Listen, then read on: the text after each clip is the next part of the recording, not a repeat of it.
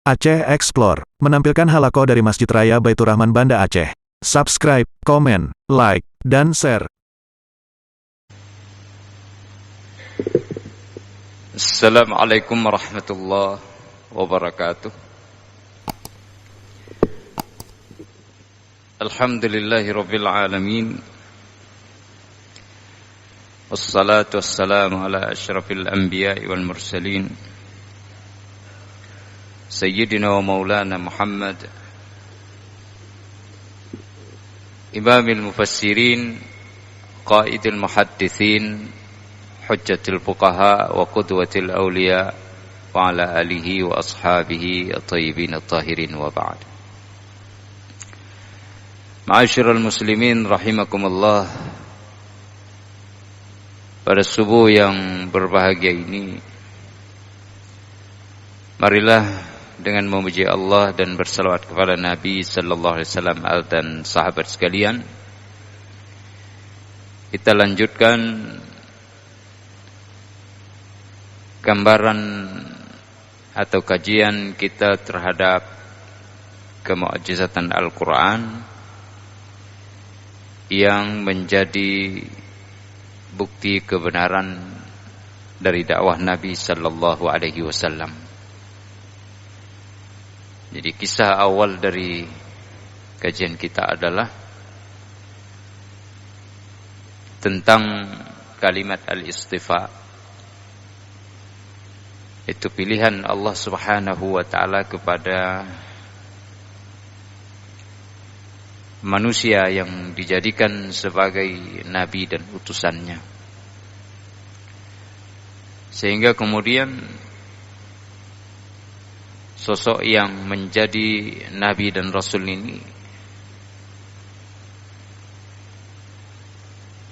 diberikan kemukjizatan oleh Allah Subhanahu wa taala untuk mendukung kebenaran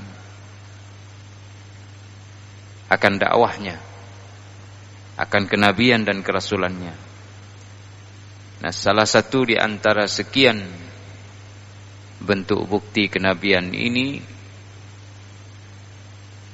adalah Al-Quran sebagai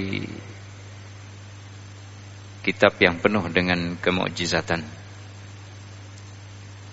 Lalu kemudian pembahasan demi pembahasan kita langkahi sampai kepada sisi-sisi dari kemukjizatan Al-Quran, di mana yang pertama adalah bahwa Al-Quran memiliki kemukjizatan dari segi sastra dan seni Al-Quran, sehingga ini diakui oleh orang-orang yang memusuhi Rasulullah SAW pada masanya dan masa setelahnya sampai dengan hari ini, di mana mereka tidak mampu untuk menandingi Al-Quran. Bahkan ada Al-Walid ibn Rabi'ah, ada Utbah, ada Syaibah. Mereka itu adalah orang-orang yang pintar, yang memiliki kecakapan komunikasi, yang mampu merilis prosa maupun puisi atau syair-syair mereka dengan bahasa yang tinggi, tetapi tidak mampu menandingi Al-Quran, sehingga mereka kemudian mengakui kelemahan mereka di depan Al-Quran. Hanya saja mereka iri dan dengki, hasad dan hasud itu menguasai diri, sehingga Al-Quran mengatakan wajahadu biha wastaiqanatha anfusuhum zulman wa uluwa. Mereka mengingkari kebenaran Al-Quran, tidak mau tunduk kepadanya, tidak mau beriman kepada Al-Quran dan kenabian Rasulullah SAW. Padahal hati dan pikiran mereka itu meyakini kebenaran Al-Quran. Nah, kenapa bisa demikian? Karena mereka sangat amat zalim, banyak kejahatan yang mereka lakukan menjadi penghalang untuk keimanan mereka. Kemudian ada rasa sombong, takabbur, uluwa, zulma wa uluwa.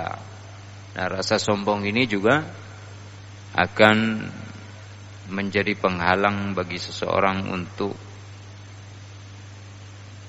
menerima kebenaran itu. Sedang jemaah rahimakumullah, begitu pula yang terjadi pada surah Al-Muddathir. Ya. Di sana disebutkan,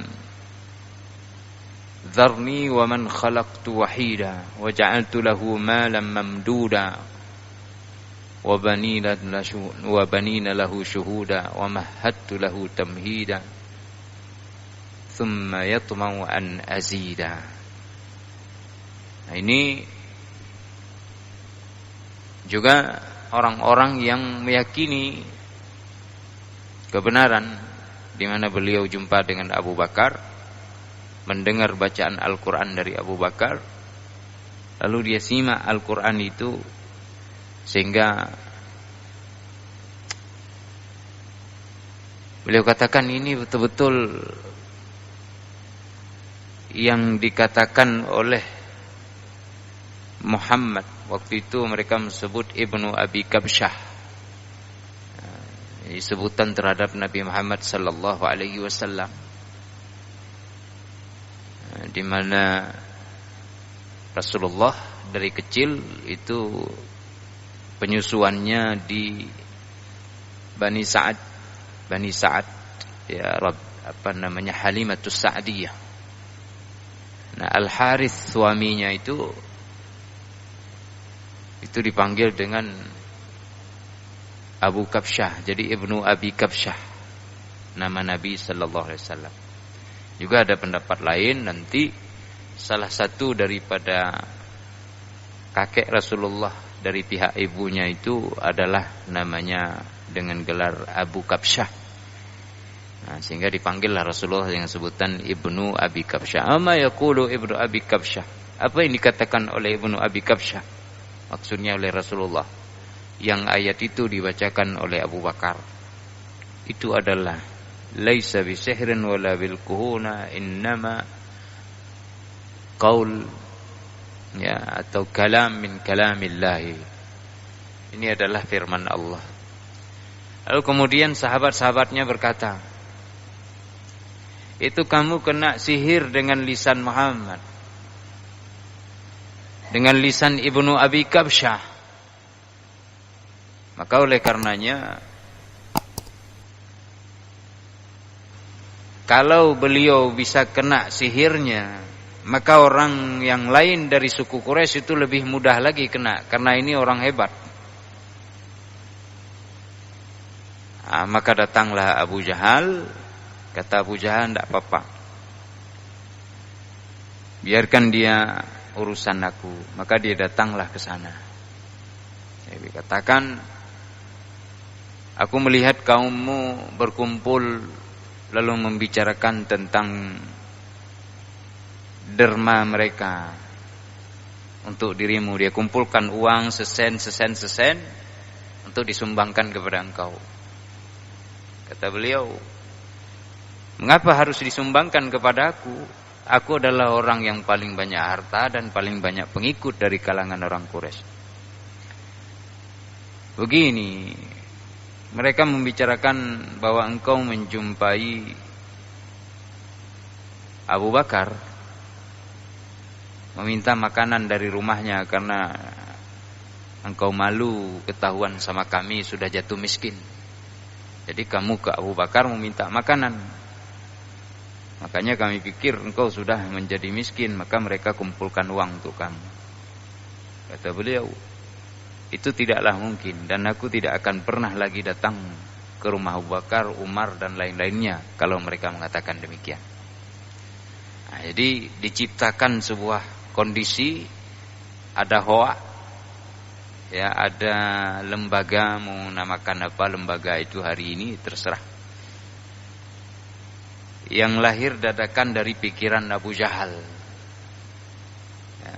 Nah, sehingga beliau menjadi gengsi dan tidak mau lagi mengakui kebenaran Al-Quran. Padahal sebelumnya beliau mengakuinya. Sidang jamaah rahimakumullah. Ini dari segi seni dan sastra. Tapi ini sudah kita bahas pada pertemuan yang lalu, cuma contoh saja saya tambah.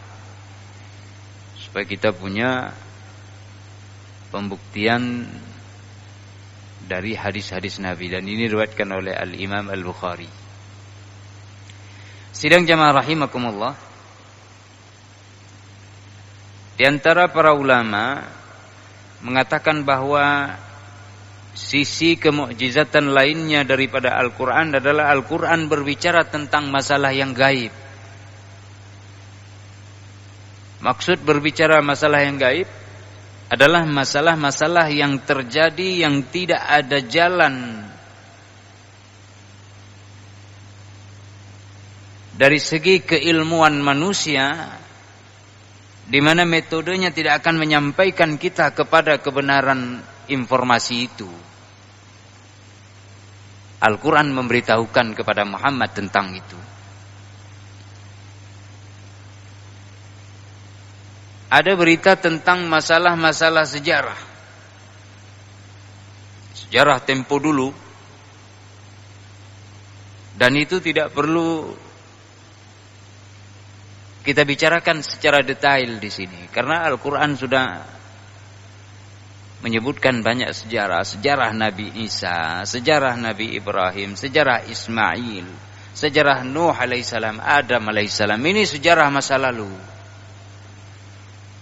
yang kalau diserahkan kepada manusia, dia ikuti keilmuan dari segi metode sejarah, bagaimana penelitian sejarah, itu tidak akan dapat. Tidak ada cara dan jalan untuk bisa mengungkap sejarah ini, buku manapun diambil. Karena memang sudah dirubah oleh manusia, sudah digonta-ganti.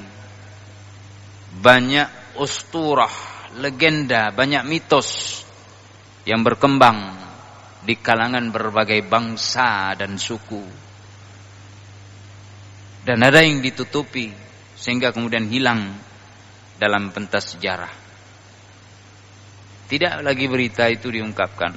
Nah, datang Al-Quran memberitakan dan meluruskan berita itu. Siapa sosok yang sebenarnya? Dan setelah kemudian dijumpai orang-orang yang masih memiliki mentalitas kejujuran, keadilan dari sisi kebenaran, diakui ini adalah cerita yang sesungguhnya. Di antaranya para ahbar, orang-orang ahli dari orang-orang Yahudi dan orang-orang Nasrani. Mereka para sejarawan yang masih menyimpan beberapa naskah, yang naskah itu takut diambil oleh musuh-musuh mereka. Nah, lalu kemudian ini ada dalam Al-Quran, memberitakan tentang yang gaib yang terjadi di masa yang lampau. Lalu kemudian sisi lainnya memberitakan hal yang gaib yang terjadi di masa yang akan datang. Dalam Al-Quran ada hal-hal gaib lainnya di masa yang akan datang, termasuk alam kubur. Walaupun tidak secara spesifik, ya, nanti dilihat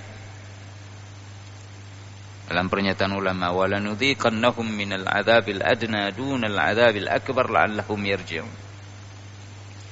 Menceritakan tentang mahsyar, tentang neraka, tentang surga dan seterusnya.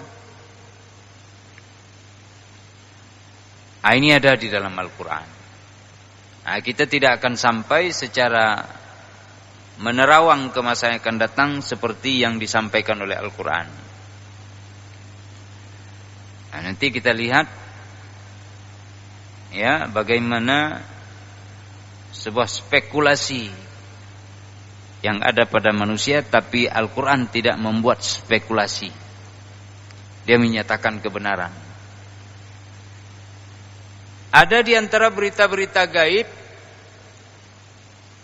mohon yang di rumah juga kalau sempat mendengar, ini mengambil kesimpulan dan mohon perhatian yang sungguh-sungguh, karena ini berhubungan dengan keadaan umat Islam di hari ini dan di masa yang akan datang.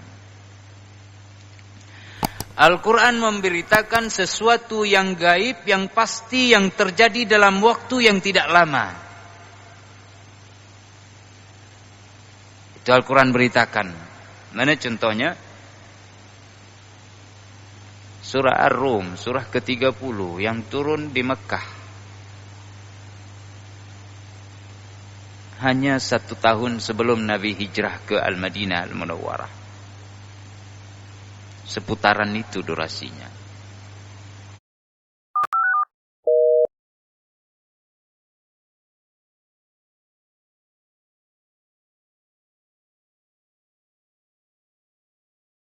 Setelah didahului dengan al-ayah atau al-ahruf al-muqatta'ah.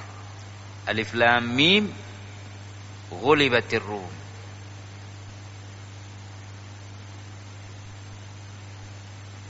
Nah, ini adalah penyampaian daripada Al-Quranul Karim. Jadi, siapa yang berani menyampaikan seperti itu, dan itu menjadi sebuah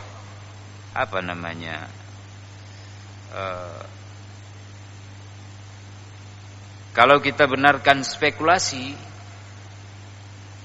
itu spekulasi yang akan terjadi di masa yang akan datang dalam waktu yang tidak jauh, hanya 3 sampai dengan 9 tahun. Kalau itu tidak terjadi dengan pasti, maka bayangkan misi dan visi dakwah ini akan menjadi bahan olok-olok dari seluruh semesta raya. Bangsa manapun akan datang mengatakan Muhammad itu adalah seorang pembohong yang sangat besar, karena memberitakan sesuatu yang tidak ada benarnya. Nah, ini bahaya sekali yang seperti ini. Tetapi tadi kita kembali bahwa Al-Quran tidak berspekulasi dalam hal ini. Kalau cenayang atau peramal yang lain, begitu dia sampaikan sesuatu, ini tahun 2022 akan terjadi badai di Indonesia, akan terjadi pergolakan, akan terjadi demonstrasi yang besar. Lalu ketika tidak terjadi, dia ngeles, dia balikkan. Maksud saya adalah demonstrasi pemikiran. Maksud saya adalah ini para peramal manusia. Ada spekulasi, ada yang ditargetkan. Ketika targetnya tidak sampai atau angin tidak bertiup ke arah layar yang dia kembangkan, maka dia akan memutar haluan dengan memanfaatkan keahlian dalam berkata-kata. Jadi dia ciptakan sebuah narasi lainnya. Nah, Al-Quran tidak seperti itu. Al-Quran mengatakan ghulibatir rum setelah alif lam mim. Alif lam mim ini tidak ada yang mengetahui penafsirannya, meskipun ada dicoba-coba oleh para ulama.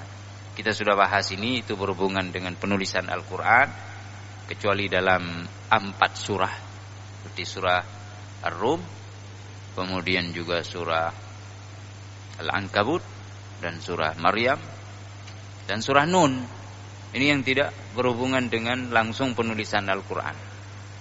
Dari 29 surah yang ada pada surah tersebut di awalnya Al-Ahruf Al-Muqatta'ah, hanya 4 yang tidak langsung berhubungan dengan Al-Quran, maksudnya dengan penulisannya. Nah, di sini salah satunya Alif Lam Mim ghulibatir rum fi adnal ardi wa hum min ba'di ghalabihim sayaghlibun. Ini 2 cara baca. Pertama, ghulibatir rum, dan ini lazim kita baca di dalam penulisan Mushaf Al-Utsmani. Kemudian ada bacaan yang dibaca dengan aktif, tadi pasif. Ghalabatir rum. Kalau aktif berarti rum mengalahkan. Kalau pasif, rum dikalahkan. Siapa yang dikalahkan? Rum. Oleh siapa? Oleh bangsa Persia. Siapa yang mengalahkan? Rum. Siapa yang dikalahkan? Persia. Jadi aktif dan pasif dibaca di sini. Nah, kita membaca pasif pada penulisan Mushaf Al-Utsmani. Fi adnal ardi, di bumi yang terdekat. Bumi yang terdekat itu adalah yang terdekat kepada bangsa Arab, yang terdekat kepada keadaan kaum muslimin, yaitu di daerah Syam sampai ke Palestina, di mana wilayah bagian barat dari wilayah Syam sampai kepada wilayah selatan itu dikuasai oleh bangsa Romawi, di mana mereka menganeksasi Konstantinopel sebagai kota untuk memerintah. Tapi kemudian dalam banyak peperangan selalu saja Romawi kalah. Selalu saja Romawi kalah dengan Persia. Nah, sehingga mereka hanya menguasai daratan Eropa dan sebahagian kecil dari wilayah-wilayah di Asia. Kalah terus. Tapi ada waktu Al-Quran katakan mereka akan menang. Kapan menangnya? Fi bid'i sinin. Bacanya dengan bid, pakai baris kasrah. Dalam beberapa tahun. Hitungan bid'un adalah 3 sampai dengan 9. Seandainya ini tidak benar, maka perhatikan apa yang dihujat Nabi oleh orang-orang di seantero penjuru Arab, terutama dari kaumnya.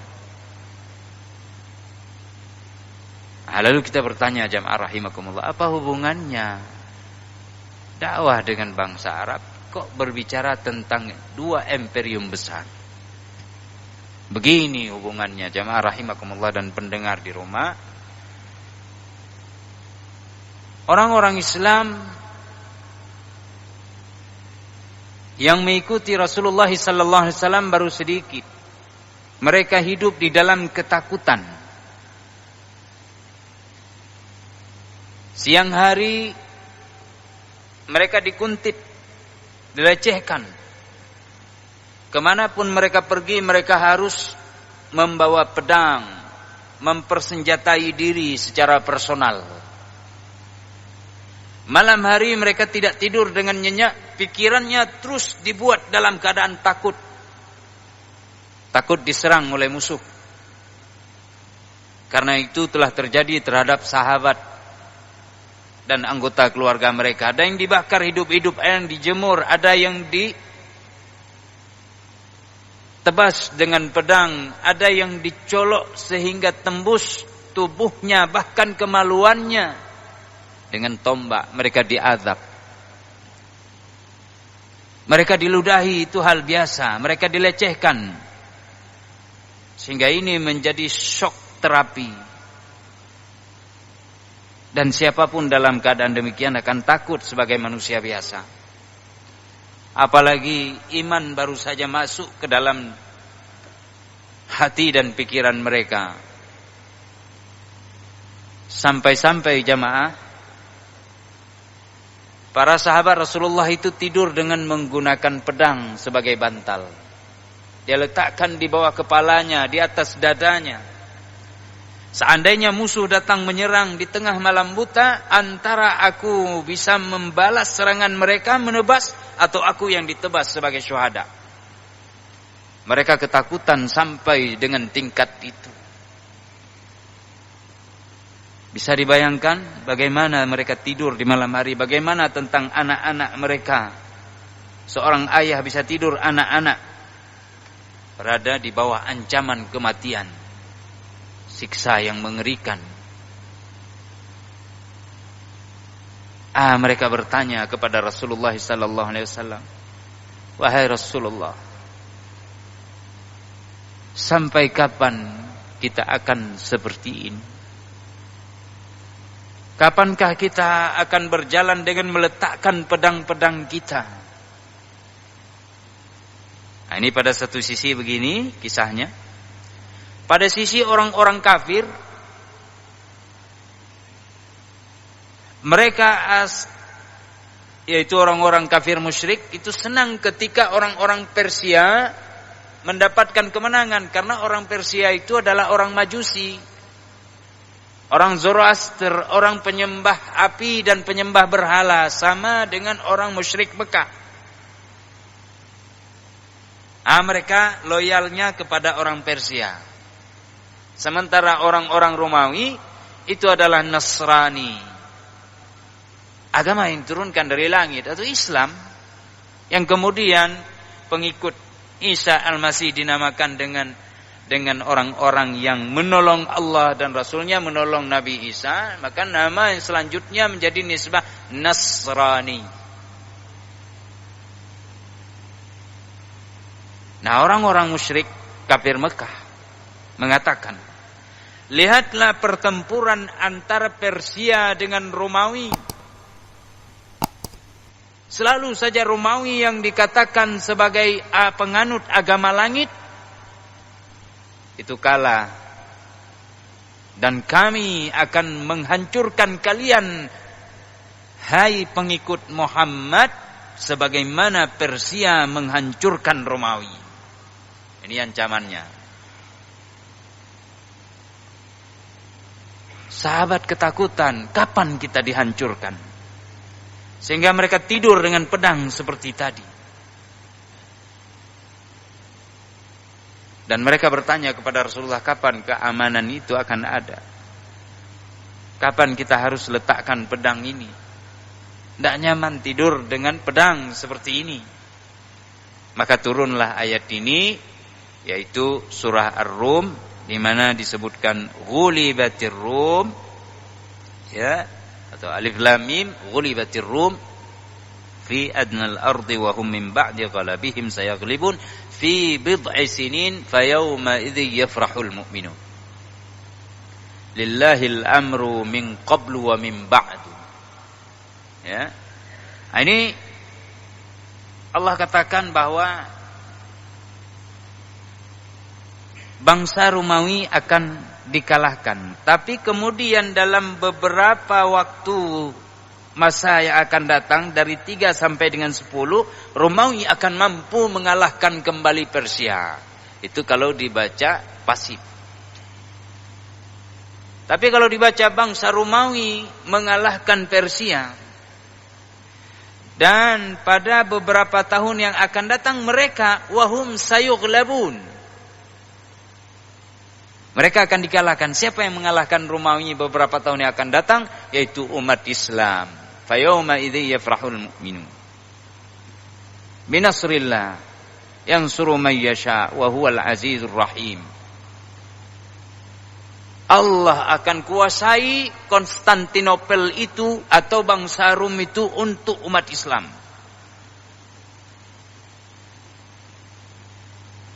Lihat jamaah rahimakumullah. Ini korelasi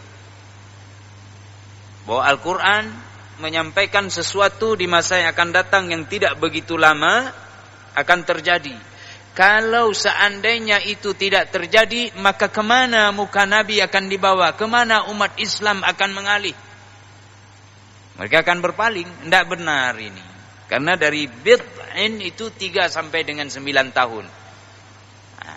Dan terjadilah itu kalau hijrah setahun setelah turun ayat ini, maka tahun kedua terjadi perang Badar. Tahun ketiga perang Uhud. Pada saat terjadi perang Badar itulah terjadi pula peperangan antara Romawi dengan Persia. Dan Romawi mampu mengalahkan Persia. Jadi hanya hitungan sekitar 3 tahunan saja, 3 tahun setengah.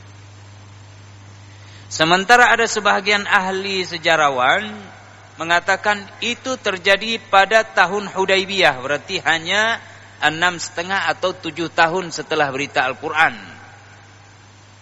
Romawi mengalahkan Persia.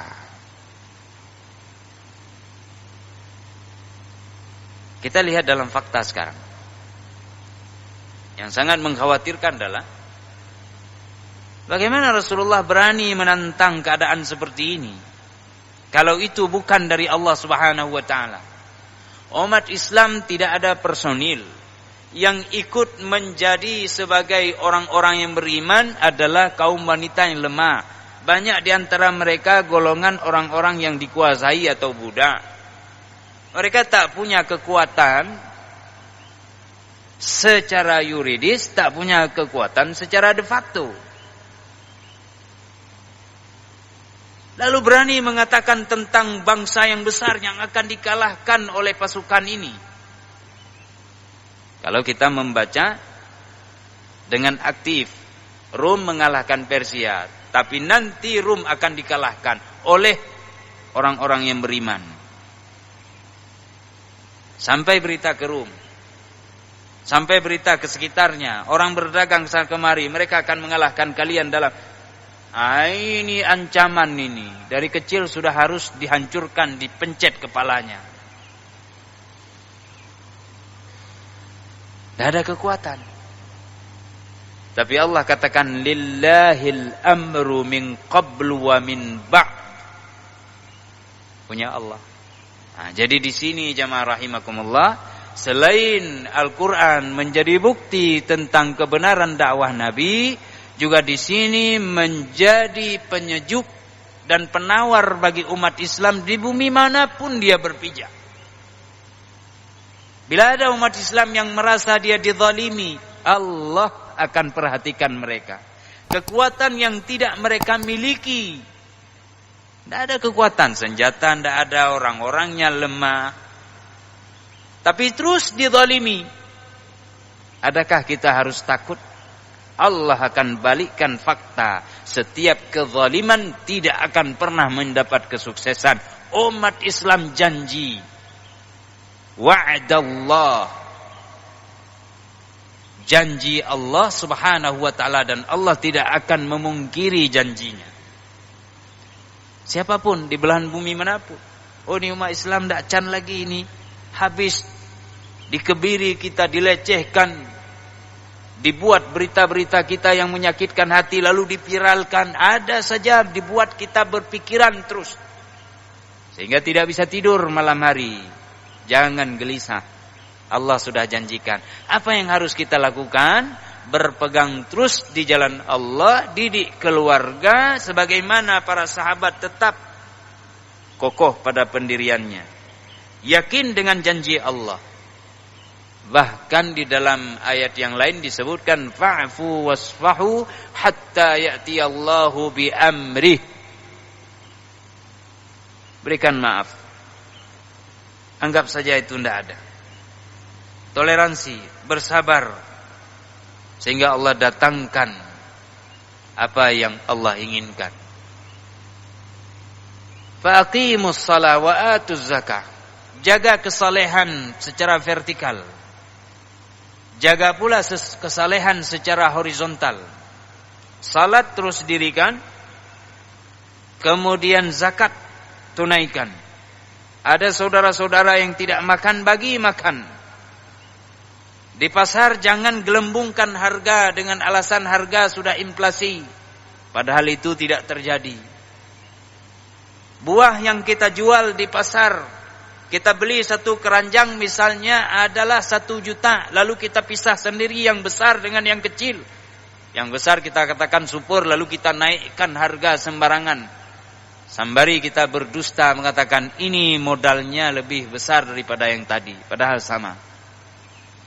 Kalau ini belum bisa kita kontrol, maka pertolongan Allah jauh. Tapi kalau kita mampu melihat terus, menanti janji Allah dengan tetap konsisten berada di atas kebenaran dan keimanan, lakukan salat, terus berdoa kepada Allah, adukan kepadanya, maka rezim manapun, kekuatan manapun, pelecehan manapun, siapapun dengan senjata yang kuat, yakin 100% Allah akan menolong umat Islam. Sebagaimana ditolongnya para sahabat yang tidur hanya dengan sebilah pedang karena mereka tidak punya yang lainnya. Tapi kemudian mampu menggetarkan istana orang-orang Romawi.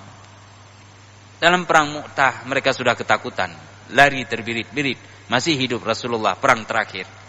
Lalu pada masa pemerintahan Umar, bagaimana? Konstantinopel yang menguasai Palestina, yang menguasai wilayah Syria, tapi kemudian mampu direbut oleh umat Islam penaklukan demi penaklukan sampai dengan hari ini tembus. Tidak ada batas lautan yang merentas yang menjadi penghalang kecuali umat Islam menerobos lautan itu. Seandainya lautan itu adalah lautan dari api pun, umat Islam akan menerobos dan Islam akan bersinar di sana. Tunjukkan di mana bumi yang tidak ada Islamnya hari ini. Tunjukkan kepada kita, adakah kita tidur hari ini dengan menggunakan pedang?